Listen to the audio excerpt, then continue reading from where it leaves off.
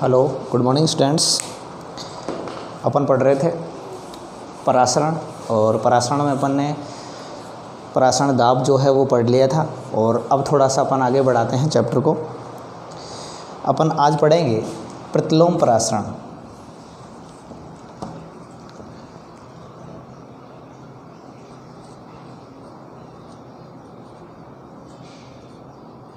प्रतिलोम परासरण।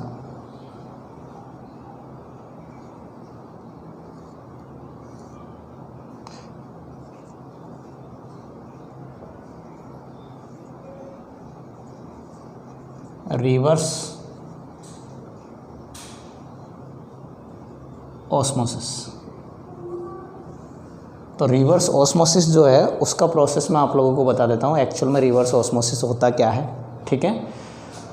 और यदि ये अपन को समझ में आएगा तो फिर इससे रिलेटेड कोई भी टॉपिक यदि एग्ज़ाम में आता है तो वो आप आराम से कर पाओगे, ठीक है। तो मैं इसके लिए एक डायग्राम बना रहा हूँ, उसकी हेल्प से अपन इसको समझेंगे।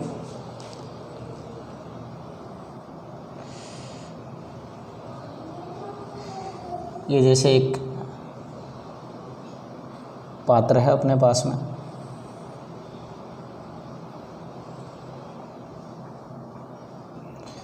और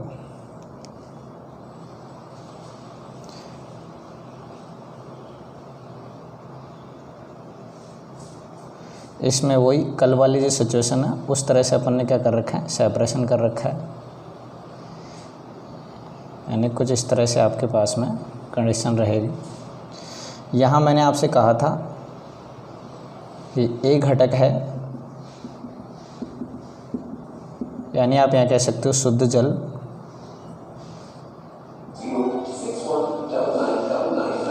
शुद्ध जल। यहाँ एक टैप लग रहा है,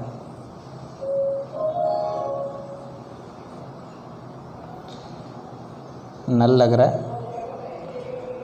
यहाँ पर ये एसपीएम है आपकी, ये जो है एसपीएम है।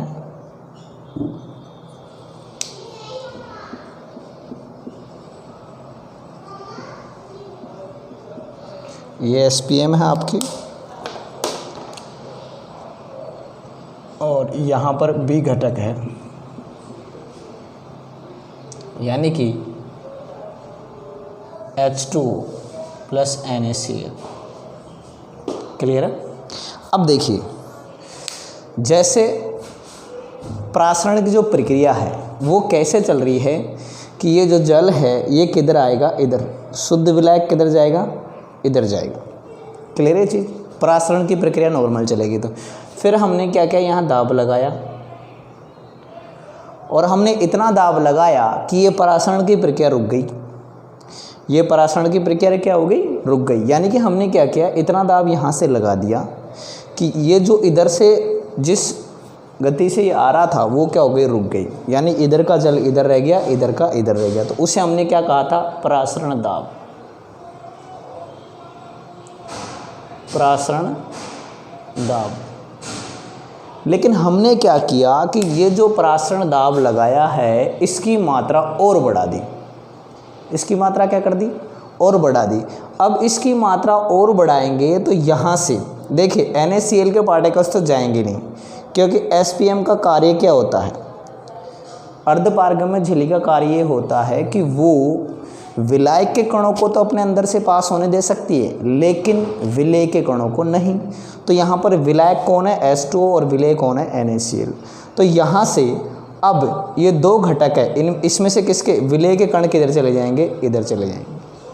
जब ज़्यादा दाब लगाएंगे तो ये जो विलायक है, विलायक के कण किधर चले जाएंगे, इधर चले जाएंगे, और विलेय कहाँ रह जाएगा, यहीं रह जाएगा।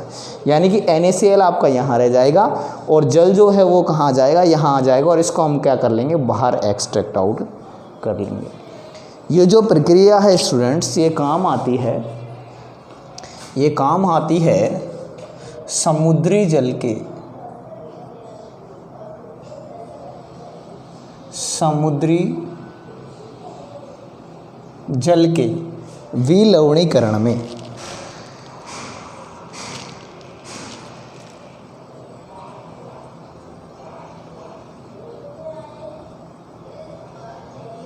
समुद्री जल के विलवणीकरण में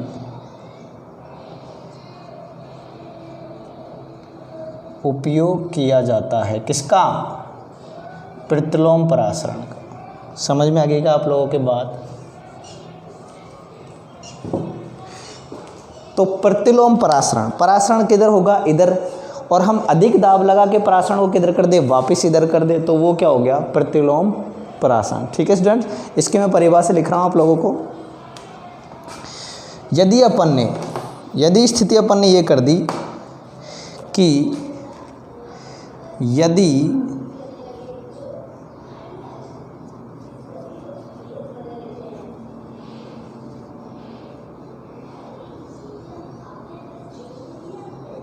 विलयन पर दाब हम किस पे लगा रहे हैं?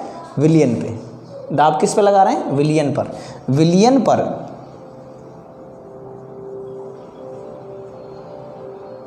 परासरण दाब से, विलयन पर परासरण दाब से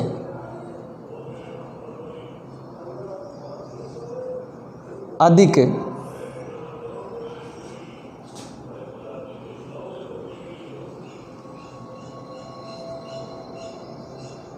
दाब लगा दिया जाता है, तो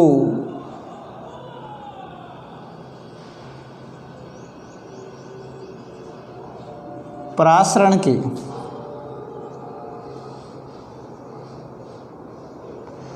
दिशा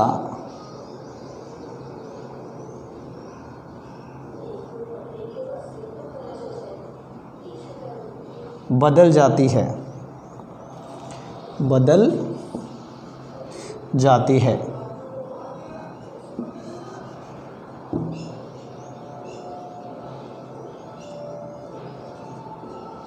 ठीक है। और ये क्या कहलाता है? ये कहलाता है प्रतिलोम परासरण। तो यह प्रतिलोम परासरण कहलाता है। समझ में आ गई स्टूडेंट्स बात? यदि विलयन पर, किस पे लगा रहे हैं हम दाब? विलयन पे। यदि विलयन पर परासरण दाब से अधिक दाब, देखो परासरण दाब के बराबर लगाओगे तो इनका फ्लो रुक जाएगा, ये ना तो इधर जाएगा ना इधर आएगा। क्लियर है चीज़? लेकिन हमने क्या किया? परासरण दाब से और ज़्यादा दाब लगा दिया, तो क्या होगा? अब विलायक के कण किधर आएंगे? इधर से, क्योंकि हमने विलयन पे दाब लगाया है। और अर्धपारगम्य झिल्ली से कौन जा सकता है? केवल विलायक के कण। तो विलायक के कण कहाँ आएंगे? इधर आएंगे। तो इधर जाते तो क्या हो जाता? परासरण। अब वापस आ रहे हैं तो क्या हो गया? प्रतिलोम परासरण। तो यदि विलयन पर परासरण दाब से अधिक दाब लगा दिया जाता है तो परासरण की दिशा बदल जाती है, तो यह प्रतिलोम परासरण कहलाता है। आगे बात समझ में? फटाफट इसका स्क्रीनशॉट ले लीजिए।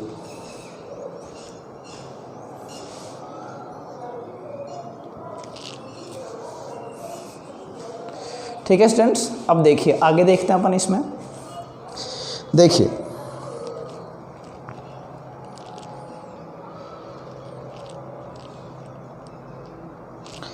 एक इसमें छोटा सा टॉपिक और है, वो मैं आपको बता देता हूँ।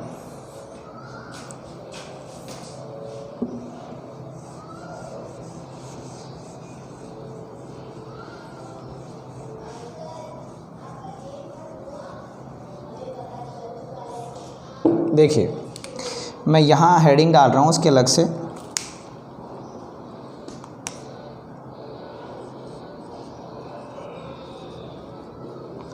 समपरासरी,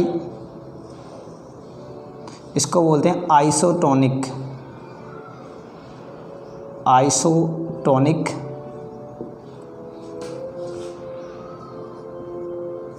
अति परासरी,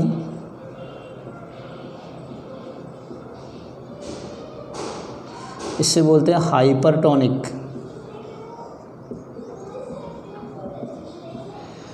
और एक होता है तथा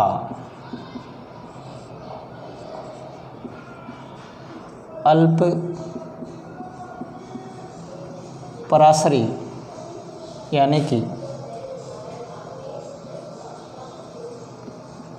हाइपोटोनिक।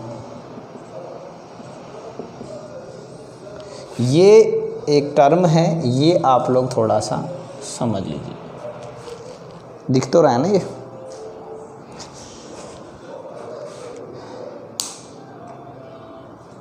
देखिए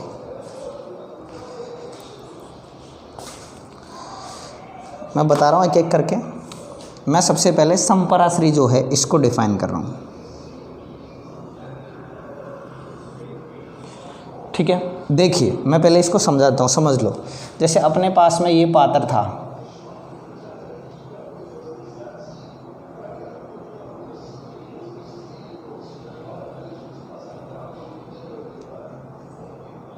तो इधर भी इसमें विलयन था और इधर भी क्या था, विलयन था। यहाँ पर आपके एसपीएम है,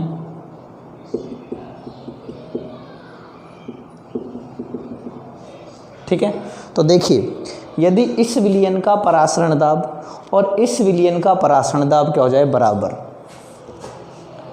यहाँ का परासरण दाब,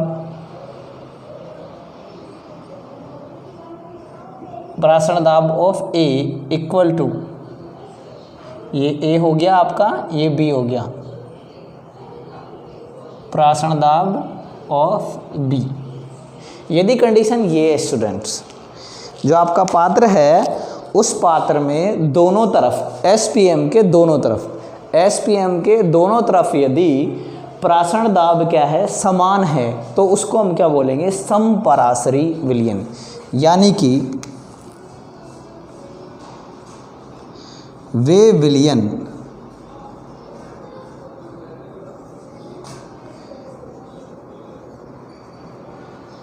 जिनका परासरण दाब समान होता है,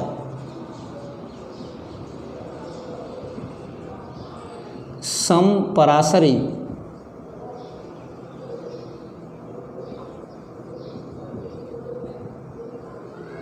विलयन कहलाते हैं। आगे की बेटा बात समझ में। समपरासरी विलयन का मतलब क्या होगा, ऐसा विलयन जिसमें दोनों विलयनों का, वे विलयन जिनका परासरण दाब क्या होता है, समान होता है, दोनों का ही क्या होगा, समान होगा, तो वो क्या होगा, समपरासरी विलयन। कोई दिक्कत इसमें? आगे देखते हैं। अब हम बात करते हैं अतिपरासरी की। ये तो हो गया आपका क्या, समपरासरी। अब बात करते हैं अपन अतिपरासरी और अल्पपरासरी की, ठीक है।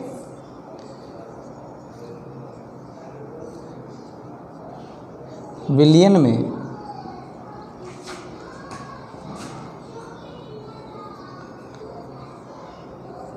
जिस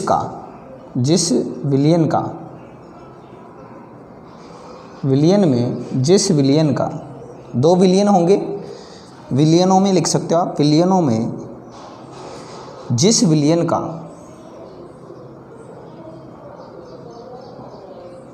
परासरण दाब अधिक होता है,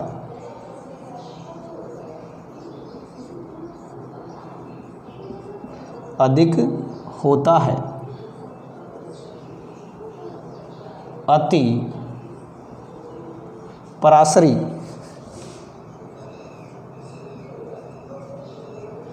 विलयन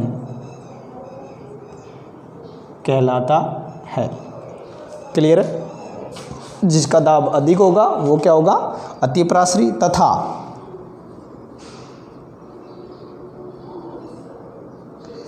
जिस विलयन का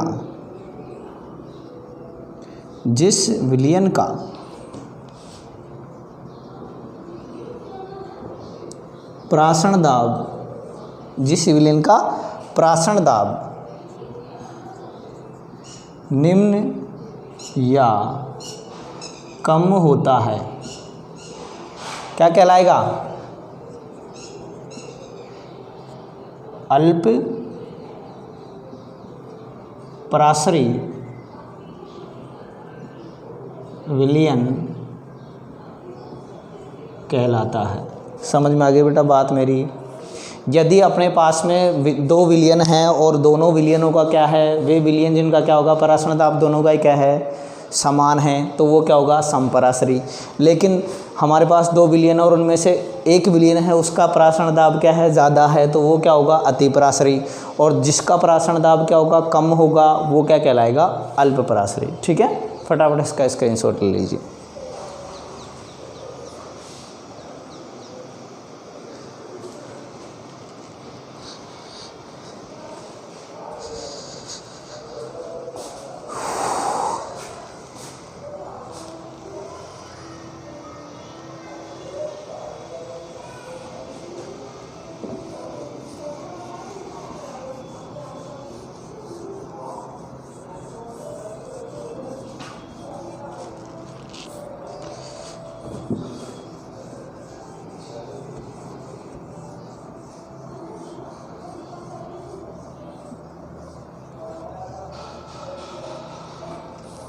देखिए, जैसे अपने बॉडी जो है, अपना जो शरीर होता है, उसमें NaCl जो है, उसमें जब हम ग्लूकोज चढ़ाते हैं तो ग्लूकोज का जो कंसंट्रेशन होता है उसमें NaCl कंसंट्रेशन रहता है कितना, 0.9 W/V%।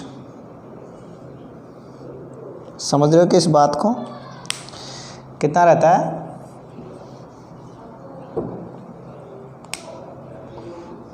0.9 W/V%। इसका मतलब क्या है, इसका मतलब है 0.9 gram of NaCl, 0.9 gram of NaCl पर 100 ml में, पर 100 ml विलयन में उपस्थित है।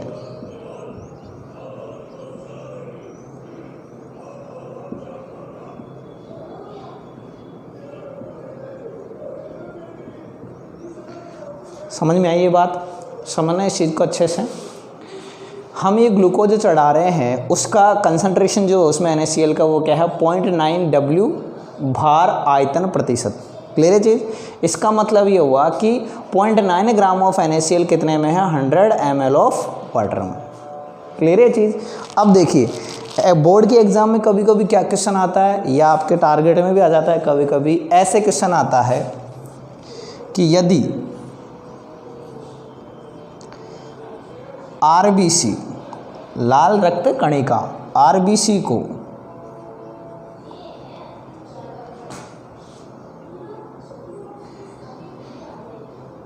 NaCl के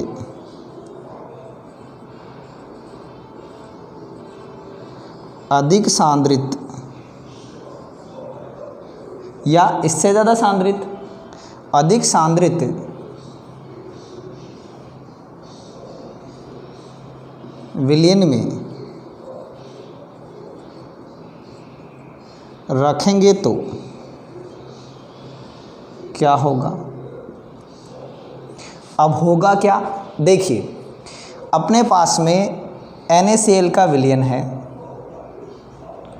NaCl का अपने पास में क्या है, विलयन है। अब अपन ने क्या किया, RBC जो है आपकी, उसको क्या कर रहे हो आप, इसमें डाल रहे हो, और इसका क्या है, अधिक सांद्रण है। इस विलयन का सांद्रण क्या है, अधिक है, यानी कि ये जो हमारा पैरामीटर है इससे क्या है, ज़्यादा है, इससे क्या है, ज़्यादा है। तो यहाँ से क्या होगा, विलायक के कण, विलायक के कण कहाँ आ जाएंगे, इसमें आ जाएंगे, तो ये क्या हो जाएगी, सिकुड़ जाएगी। तो RBC क्या हो जाएगी, तो RBC क्या हो जाएगी, सिकुड़ जाएगी।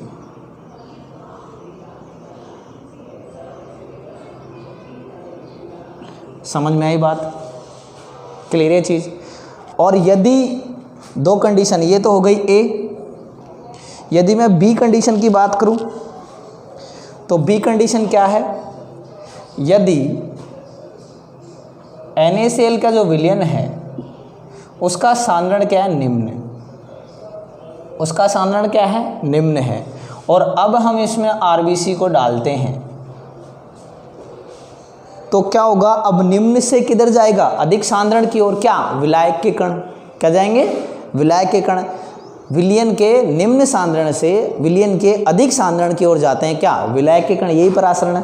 तो यहाँ से जो जल है वो कहाँ जाएगा, इसमें जाएगा, यानी आरबीसी क्या हो जाएगी, फूल जाएगी, और ज़्यादा देर रखेंगे तो वो क्या हो जाएगी, फट जाएगी। तो आरबीसी क्या हो जाएगी, फूल जाएगी। तो क्वेश्चन कैसे भी आए आप लोगों को इसको डील कर लेना है। समझ में आई बात। यदि आरबीसी से ज़्यादा सांद्रण NaCl विलयन का दे रखा है, इसका मतलब क्या होगा, इसका मतलब ये होगा कि आरबीसी सिकुड़ जाएगी, और यदि आरबीसी से कम सांद्रण है NaCl विलयन का तो आरबीसी क्या हो जाएगी, फूल जाएगी। क्लियर है चीज़, कोई दिक्कत इसमें, मिटा रहा हूँ मैं इसको।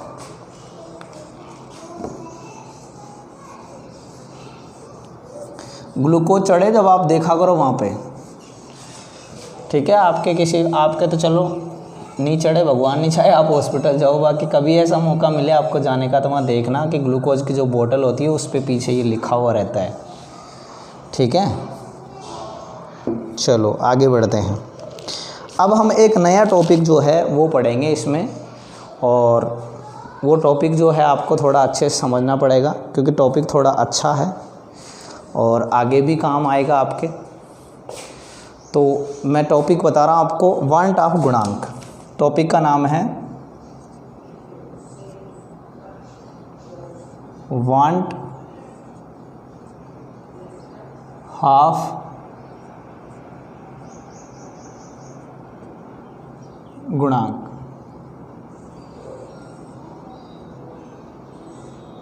वांट ऑफ गुणांक। देखो क्या होता है कि जब हम विलेय को विलायक में घोलते हैं, उसमें मिलाते हैं, तो उसके क्या गुणों में परिवर्तन आता है, उसमें क्या आता है, गुणों में परिवर्तन आता है। तो ये परिवर्तन क्यों आता है ये चीज़ अपन को पता होनी चाहिए, ठीक है।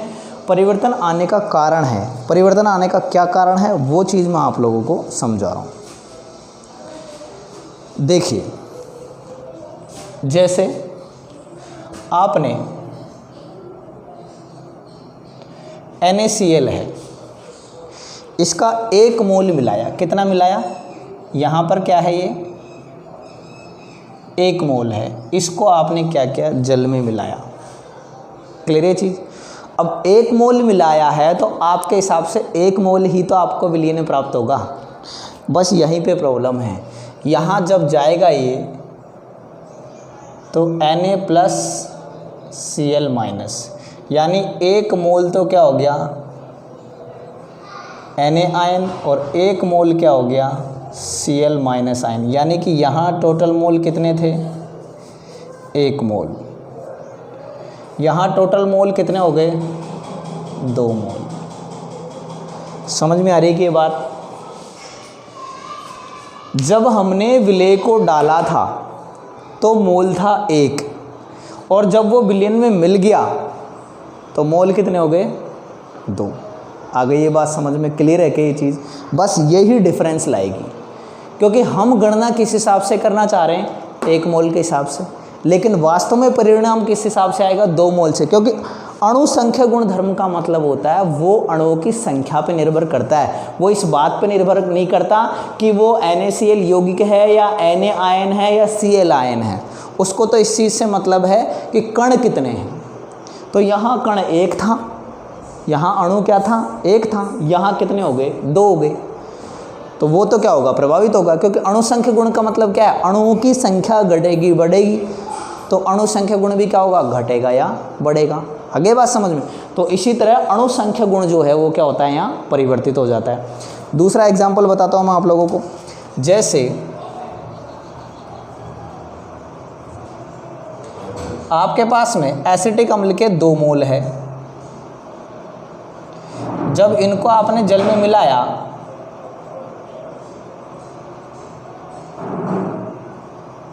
तो ये आपको कुछ इस तरह से मिलेंगे। इनके बीच में क्या बन जाएगा, हाइड्रोजन बंध। क्या बन जाएगा, हाइड्रोजन बंध। यहाँ कितने हैं, 2 मोल हैं, यहाँ कितना मिला, 1 मोल।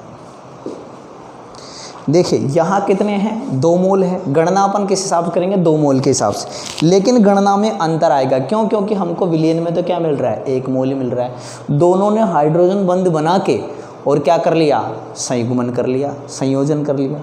क्लियर है चीज़। तो यहाँ भी गुणों में क्या आ जाएगा, अंतर आ जाएगा। तो इस वेरिएशन को ज्ञात करने के लिए, ये जो चेंज आ रहा है, ये परिवर्तन आ रहा है, ये जो एक तरह से त्रुटि हो रही है, इसको ज्ञात करने के लिए वान ट ऑफ ने क्या किया, इसकी गणना करने की कोशिश की और एक गुणांक दिया जिसे हम क्या कहते हैं, वान ट ऑफ गुणांक। तो वान ट ऑफ गुणांक के बारे में बता रहा हूँ मैं आपको।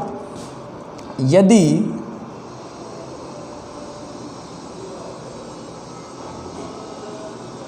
विलेय को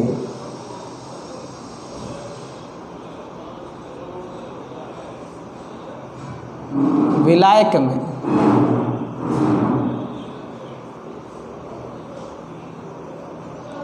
मिलाया जाता है,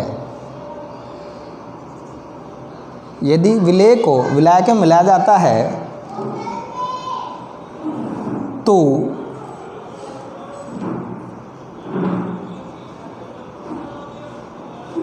इसका आयतन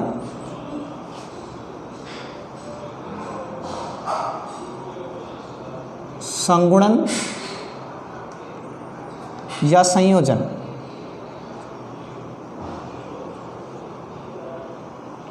इसका आयतन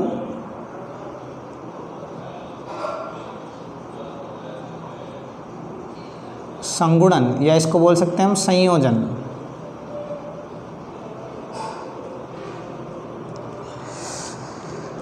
होता है।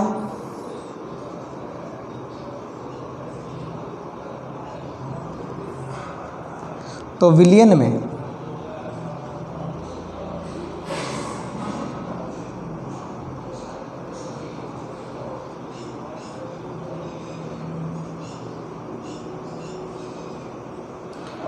कणों की संख्या में कमी हो जाती है, ठीक है। और यदि क्या होगा, और यदि विलयन में कणों की संख्या क्या हो जाती है, कमी हो जाती है, और यदि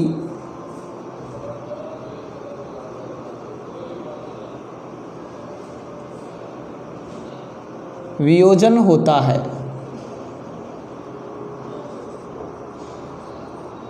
तो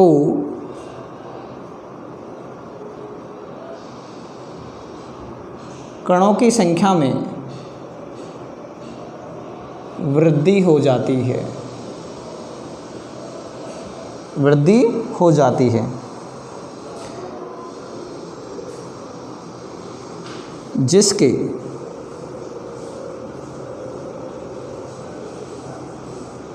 परिणाम स्वरूप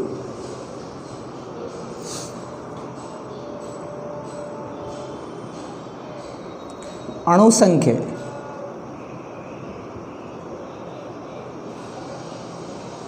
गुणधर्मों में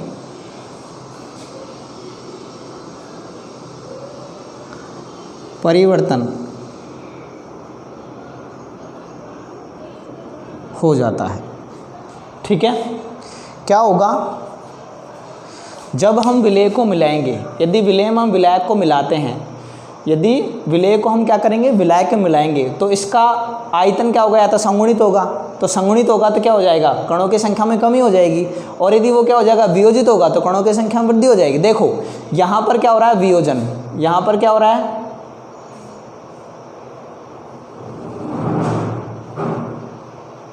वियोजन, वियोजन हो रहा है। तो 1 से कितने मिल रहे हैं, 2 मिल रहे हैं। यहाँ पे क्या हो रहा है, संगुणन,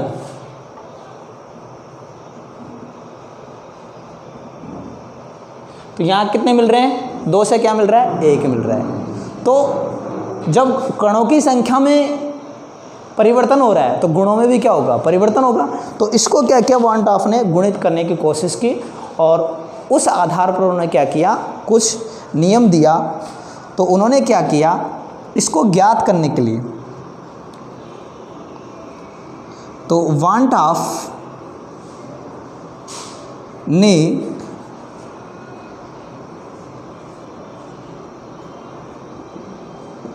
एक गुणांक दिया, वो क्या था, आई।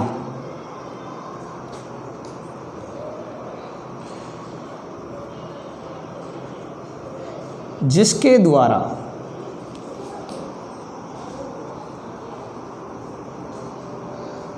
आयतन में हुई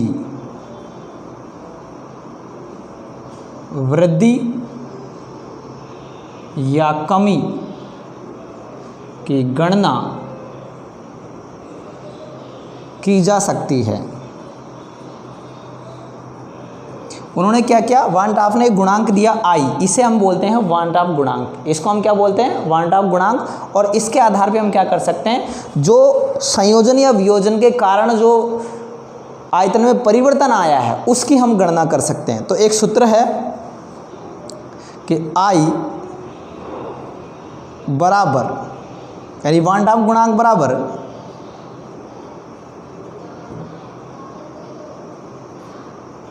प्रेक्षित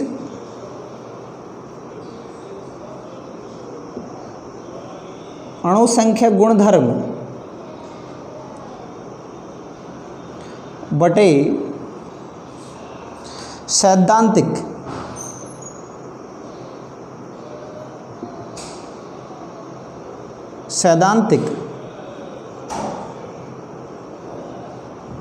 अणुसंख्य गुण। या फिर आप इसको ऐसे भी लिख सकते हो, मैं यहाँ लिख देता हूँ, आई बराबर संयोजन या वियोजन से पूर्व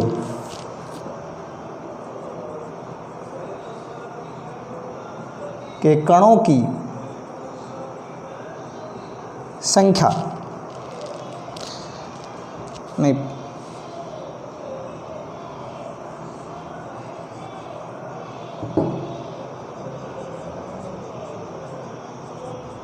पश्चात कैलकुलेटेड अपन ले रहे हैं ना, बटे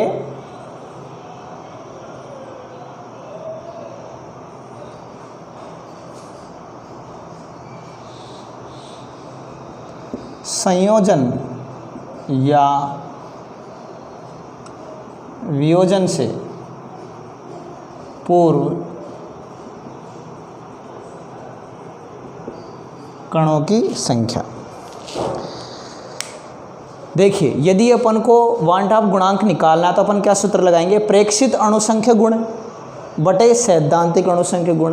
प्रेक्षित कौन से, जो अपन कैलकुलेट करके पता लगेंगे। देखिए, सैद्धांतिक क्या हुआ, इसका 1 मोल हो गया, लेकिन प्रेक्षित जो हमने देखा एक्चुअल में जो आया वो कितना आया, 2 आया। आगे बात समझ में। और इसमें सैद्धांतिक क्या है, 2 है, लेकिन एक्चुअल में कितना आया, 1 है, तो प्रेक्षित हो गया। इसी तरह संयोजन या वियोजन के पश्चात कितने हैं, 1 है, तो ये कहाँ रख देंगे, यहाँ। और संयोजन या वियोजन से पूर्व कितने हैं, 2 है, तो ये कहाँ रख देंगे, यहाँ। आगे बात समझ में। इस तरह से अपन क्या करते हैं, वांट ऑफ गुणांक की गणना करते हैं।